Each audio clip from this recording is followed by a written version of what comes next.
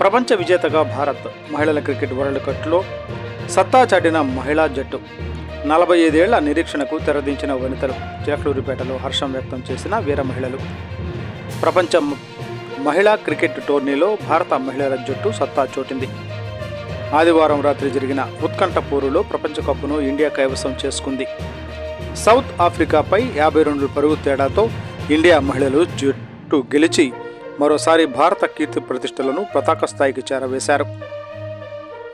India ప్రపంచ cup విజేతగా నిలవడంతో యావత్ భారతదేశం ప్రజలంతా ముక్తకంఠంతో జై భారత్ జై ఇండియా నినాదాలు చేస్తూ హర్షధ్వానాలు వినిపించారు. చిలకలూరిపేటలో కూడా మహిళలు వీర వనితలు హర్షం వ్యక్తం చేశారు. ముందుగా లోకేష్ గారు మన చిలకలూరిపేట నియోజకవర్గంలో ప్రతిపాటి పుల్లారావు గారు మన క్యాంప్ ఆఫీస్లో ఎల్ఈడి స్క్రీన్లు ఏర్పాటు చేసి వరల్డ్ కప్ గెలుచుకున్న మహిళల కోసం ఆ క్రికెట్ మ్యాచ్ ఎలా జరుగుతుందో అని మహిళలందరికీ తెలియజేయాలని ఎల్ఈడి స్క్రీన్లు ఏర్పాటు చేశారు.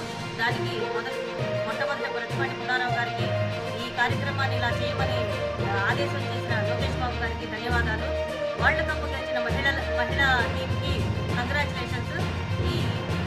ఇలా మహిళలు అన్ని రంగాల్లో ముందు ఉండాలని మన కూటమి ప్రభుత్వం యొక్క ఉద్దేశం. 47 సంవత్సరాల తర్వాత వరల్డ్ కప్ సాధించిన మహిళలందరికీ కృతజ్ఞత